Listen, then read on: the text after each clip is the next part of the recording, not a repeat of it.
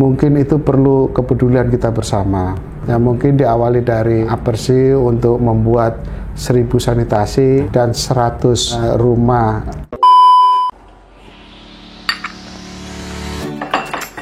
Halo guys, gua Bro Petra Sena, founder dari channel Membangun Indonesia. Pada kesempatan hari ini, gue akan main ke kantor Apersi untuk mewawancarai salah satu tokoh inspiratif dan aspirasi khususnya di bidang developer. Siapa dia? Ikutin keseharian gue hari ini ya guys.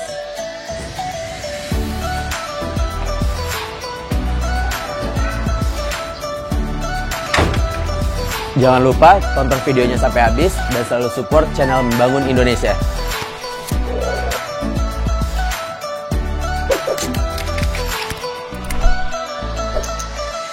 Halo, Assalamualaikum warahmatullahi wabarakatuh, Pak Junaidi. Waalaikumsalam warahmatullahi wabarakatuh. Bagaimana kabarnya nih Pak?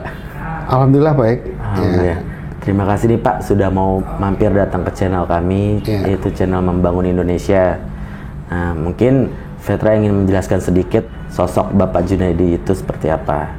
Jadi Bapak Junaidi Abdillah ini adalah Ketua Apersi, yaitu Ketua Asosiasi Pengembang Perumahan dan Pemukiman Seluruh Indonesia.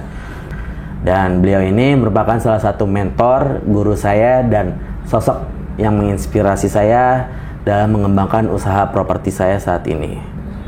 Pertama-tama mungkin saya ingin bertanya nih Pak, bagaimana sih awalnya Pak Junaidi merintis usaha dari kecil hingga sekarang menjadi tokoh sukses saat ini? Ya sebenarnya di latar belakang dari kehidupan saya pada waktu masa kecil, ya kan.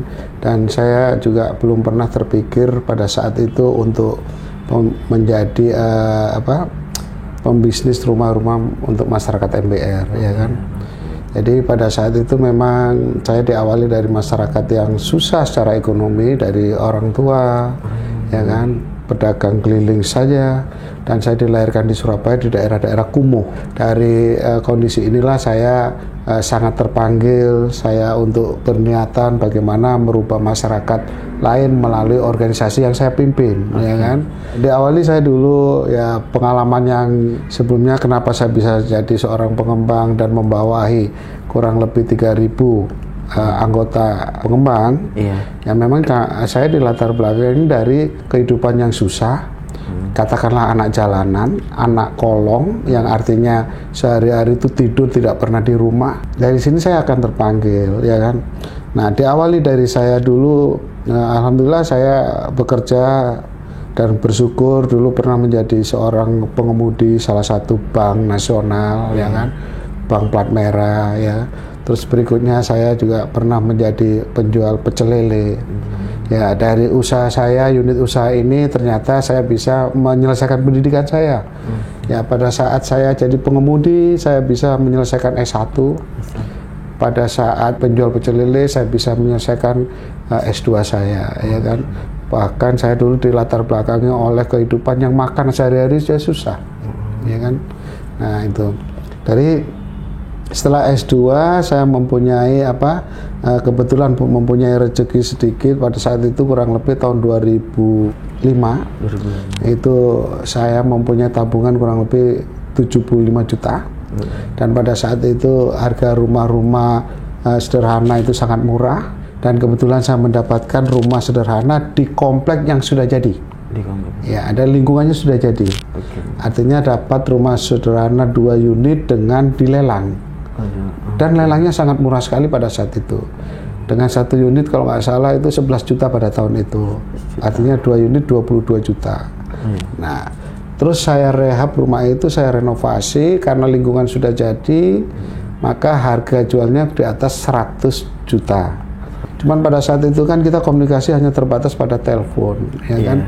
Telepon dan masih belum ada handphone. Jadi untuk menjual sesuatu ini kan susah, kecuali iklan koran. Nah, inilah mungkin agak sedikit saja cerdik. Pada saat di iklan koran tuh hampir semuanya tuh dijual rumah, dijual mobil dan lain sebagainya. Saya hanya dijual dengan kredit.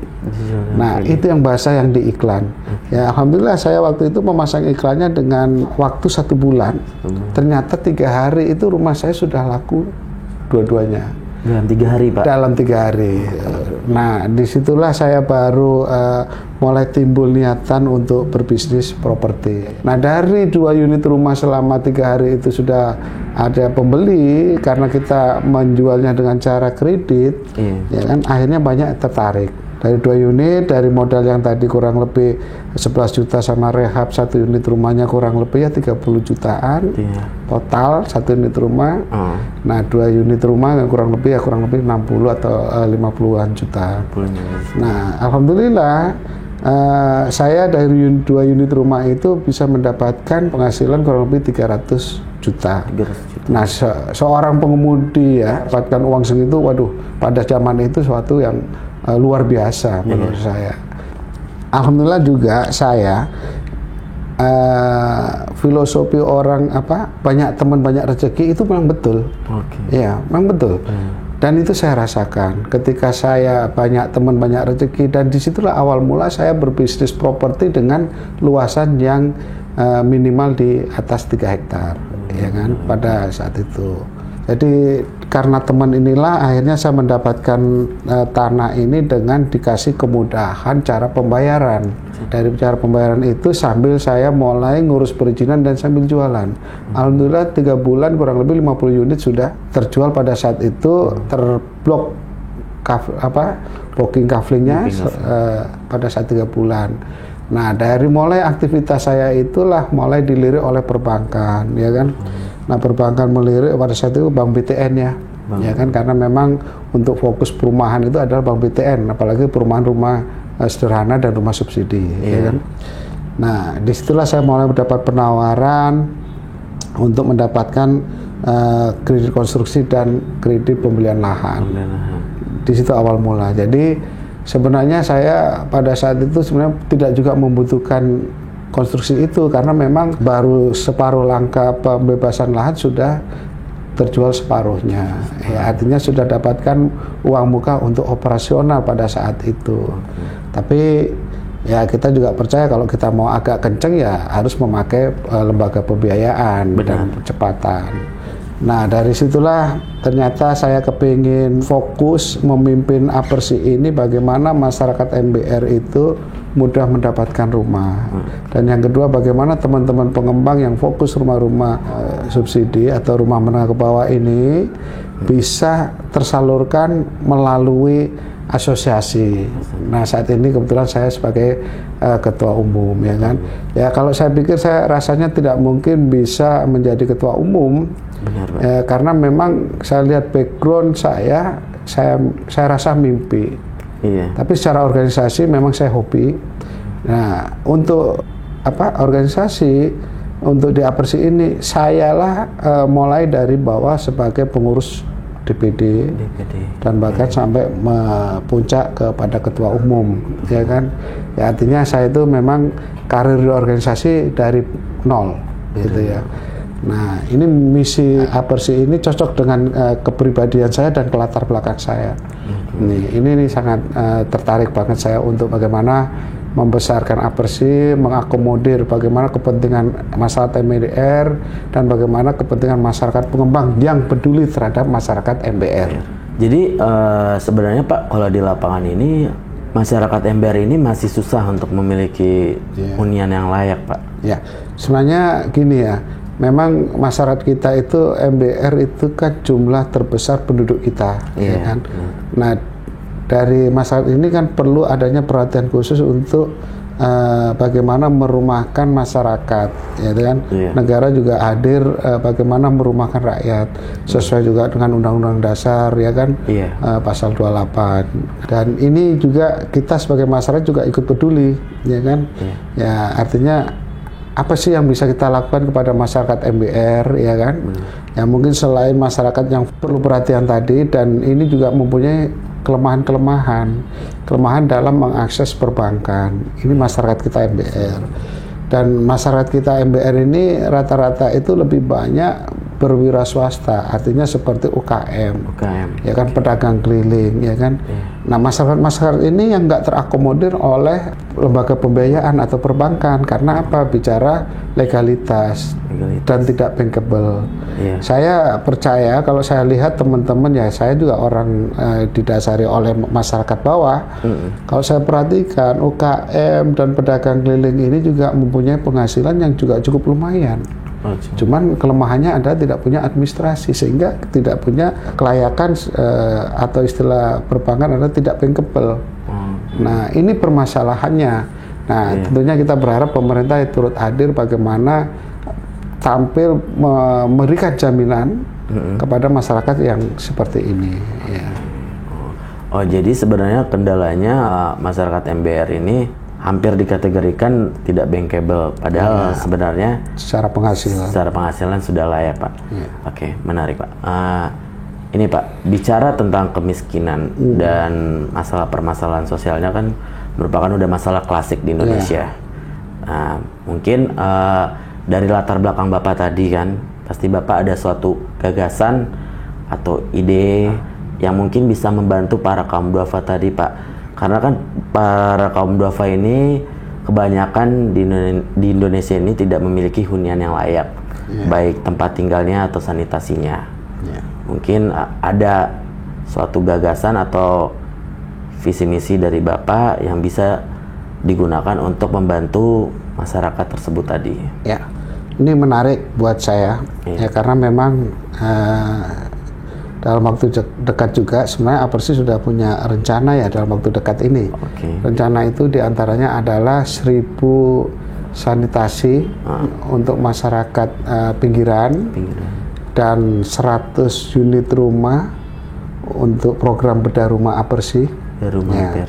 Nah, ini semuanya dalam rangka partisipasi kita, dan kita coba mengetuk hati teman-teman para pengembang yang di bawah Apersi. Ikut partisipasi bagaimana kita peduli kepada masyarakat, ya katakanlah CSR kita, ya, dan juga kita mengetuk juga untuk masyarakat yang lain, ya mungkin ini sarana kita bagaimana mengangkat kepedulian seluruh masyarakat, berpartisipasi, berbagi rezeki, ya kan, bagaimana kita memanusiakan orang, itu aja. Nah, mengangkat harkat martabat orang, ya kan. Mungkin itu perlu kepedulian kita bersama. Ya, mungkin diawali dari Apersi untuk membuat 1000 sanitasi dan 100 bedah rumah untuk masyarakat yang istilahnya kaum duafa.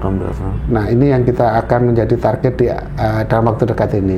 Dan kita sudah mendapatkan beberapa lokasi, di antaranya daerah Serpong. Ya, ini nanti kita awali di situ dengan MCK umum ya, MCK umum ya, tapi untuk masyarakat di kampung itu, ya kan, karena memang ada beberapa yang memang masyarakat di sana yang masih menggunakan pola-pola tradisional untuk ya itu tadi ya Pak, untuk penggunaan MCK tidak ada, ya kan, ya. Ini yang kita patut kita pikirkan bersama itu kan. Oh, jadi ini merupakan suatu, kalau boleh dibilang ini gagasan terbaru dari Apersi Pak untuk membantu para kaum duafa tadi. Kalau boleh tahu program ini rencananya akan dimulai kapan Pak? Dari Apersi kita sudah siapin, makanya kita tim survei sudah ke lapangan. Ya, ke lapangan untuk mencari titik-titik mana yang potensial untuk layak diberikan bantuan MCK. Nah, itu yang kita perhatian dulu, mungkin ya tadi kita sampaikan mulai dari Serpong dulu, nanti kita merambah ke Depok dan daerah Jawa Barat yang lainnya, dan selanjutnya adalah seluruh Indonesia nanti, ya kan, kita coba turut serta deh bagaimana kita membangun negeri ini melalui masyarakat-masyarakat di bawah. Ya, partisipasi kita di dalam membangun negeri. Ya, seperti cocok tadi apa temanya? Membangun Indonesia, Pak. Nah, membangun Indonesia sangat cocok menurut saya itu kan. Membangun Indonesia ini kan tidak serta-merta hanya bicara pemerintah, Iya, kita benar. juga masyarakat umum juga bisa ikut partisipasi itu. Jadi membangun Indonesia ini tidak harus dari pemerintah langsung, lebih baik dari masyarakatnya terjun langsung membantu para sesama masyarakat lainnya. Iya. Cukup menarik. Terakhir mungkin Pak, sebelum episode membangun Indonesia ini berakhir, saat ini kan di tengah terjadi krisis pandemi Pak. Iya. Mungkin Bapak Junaidi ada saran untuk teman-teman yang sedang merintis atau menjalankan usahanya di tengah pandemi ini agar tetap semangat dan optimis. Ya. Saya pikir begini ya, pada masa pandemi ini tentunya seluruh sektor ekonomi berdampak terhadap kondisi sekarang. Iya. Ya, dan kita juga harus semangat, tetap semangat bagaimanapun kita. Ya, semangat pemerintah dalam rangka pemulihan ekonomi, kita juga mengikuti itu. Kita turut serta dalam rangka pemulihan ekonomi dari sektor properti. Ya, nah, pemulihan ekonomi ini dari sektor properti tentunya adanya stimulus dari pemerintah. Ya, kalau kekuatan pemerintah hadir ya seperti kan saat ini banyak bansos yang diberikan ke masyarakat dalam rangka pandemi corona. Nah, bisa juga bansos ini menyasar kepada masyarakat MBR yang mau membeli rumah.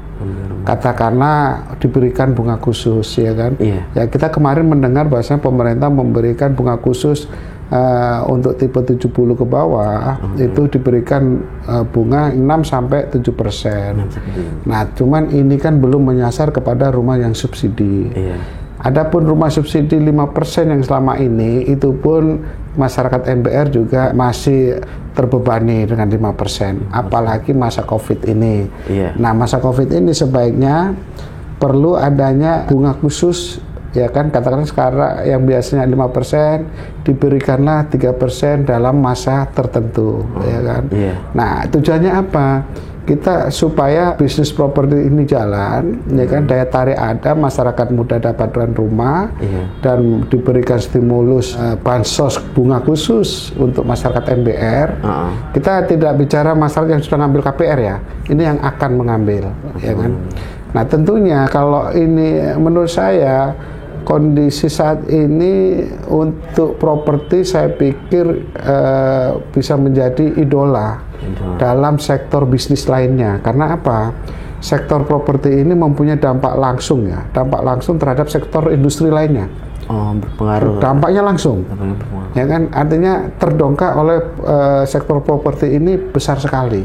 Ya, contoh, ketika properti ini terjual, properti ini terbangun, maka akan melibatkan sektor lainnya seperti industri besi, baja ringan, atap, seng, dan semen dan lain-lain, ya kan, furnis, ya kan, semuanya kurang lebih 170-an industri ikutannya. Nah, ini dampaknya kan langsung. Nah, menurut saya industri properti pada saat pandemi ini menurut saya seksi. Nah, seksi, cuman ya itu tadi, bagaimana supaya industri properti ini jalan, tentunya partisipasi pemerintah untuk memberikan stimulus. Stimulusnya apa? Untuk masyarakat MBR yang tadinya 5%, ya dalam masa tertentu ini berikanlah berapa persen, ya kan. Ini kan juga perlu bansos untuk mengambil rumah. Nah, tadi saya menarik pada saat Covid ini teman-teman juga masih bisa partisipasi, memberikan CSR-nya untuk berbagi dengan cara membangun sanitasi untuk masyarakat pinggiran, dan membangun rumah, bedah rumah. Ya, ini kita minta teman-teman Apersi juga partisipasi, dan tidak menutup kemungkinan di luar teman-teman Apersi. Ya, kita berharap kepedulian itu ya memang diawali oleh kita dahulu, tapi kita nanti akan terbuka, siapapun yang turut partisipasi memberikan ini, kita siap untuk menyalurkannya, gitu. Nah, jadi kuncinya di saat pandemi ini bersama-sama kita membantu masyarakat agar sama-sama saling dikuatkan dalam krisis pandemi ini. Oke. Terima kasih nih Pak Junaidi atas waktunya, sudah sharing cerita Bapak di channel ini. Dan mungkin teman-teman yang ingin melihat aksi dari Apersi dan Membangun Indonesia bisa lihat di Instagram kami nanti atau di channel YouTube kami. Dan kedepannya insya Allah ya Pak, 100 rumah untuk duafa ini dan 1000 sanitasi untuk Indonesia akan berjalan dengan lancar, karena tentunya dari dukungan berbagai pihak. Terima kasih kepada teman-teman yang sudah menyaksikan channel Membangun Indonesia. Jangan lupa like, subscribe, komen, dan boleh di-share ke teman-teman lainnya. Assalamualaikum warahmatullahi wabarakatuh.